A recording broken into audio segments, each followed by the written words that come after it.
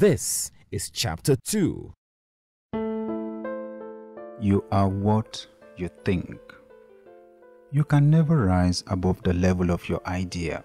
The quality of ideas that flow through your mind determines the quality of your life. Whatever you become is first created in your mind. Architects do exactly what God does. They sit down to think. They see clearly first in their minds the dream of a house before they put it down in pencil. That is the process of creation. I have found out that there is no one that has ever succeeded without thinking. Anything that makes you cut short the process of thinking is cutting you short of your destiny. That is why I want to draw your attention to this fundamental principle. Every form of creation begins first in the mind. Even physical health and sickness can be created from the mind. Doctors have discovered that about 70% of the illnesses treated in the hospitals are due to disorders of the mind. Breakthroughs begin from ideas. Every technological breakthrough is built on the foundation of ideas. And this is why I narrated the story of Coca-Cola. Everything started in a kettle. The young clerk looked at the kettle and thought, people are buying this thing in small quantities. Why don't I make it in a drum so that more people can buy? This he did and recorded increased sales. Somewhere along the line, it is said that another man saw that people were consuming the drink in public places. He thought that if it was bottled and covered, people would be able to take it home and even buy enough supplies for a week. He sold the idea to Coca-Cola and became wealthy through that idea. This further proves that nobody has a money problem but an idea problem. You can simply improve on an old idea. And you shall remember the Lord your God, for it is He who gives you power to get wealth. Deuteronomy 8:18. If capital or connection were the most important things, then God would have written it. Divine power flows with ideas. If a man carefully guides the ideas in his mind, there's nothing the devil can do about his destiny. Once a farmer puts seeds into the soil, his destiny is guaranteed. Where do words come from?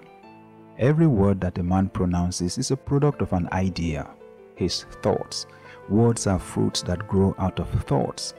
Words turn back into ideas, that is seeds in people's minds.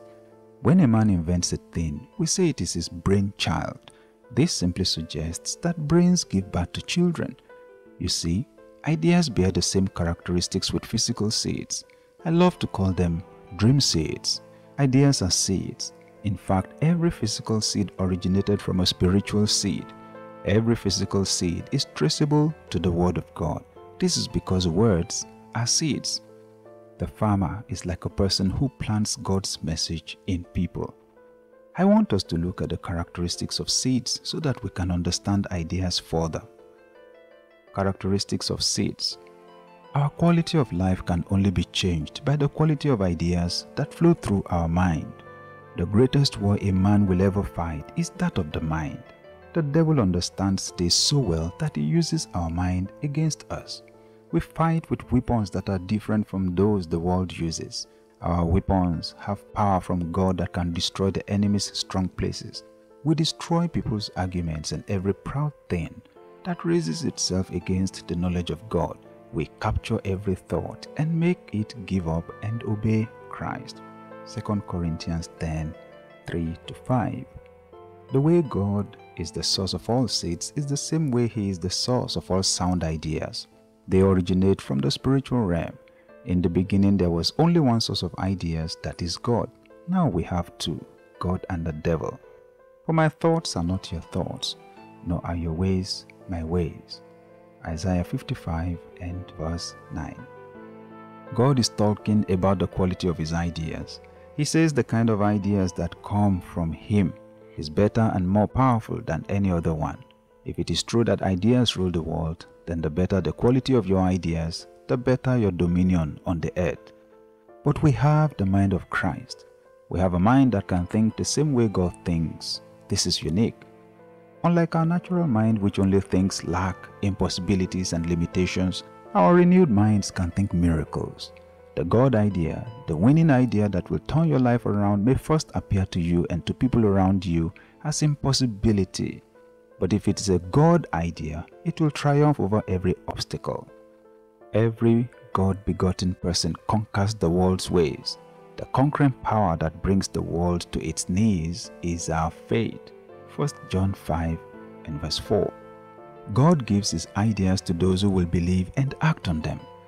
Until we have the capacity to receive, He will not give. That is why prayer is important. God matches ideas with the recipients. God looked at men of ancient Israel like Noah, Joseph, and Daniel as men who would act on their respective ideas, so He gave ideas to them. Watch out. God will give ideas to people who will believe them, personalize them, and act on them. God is looking for such people among us today. I got the idea for Success Power on Lekki Beach, Lagos, Nigeria.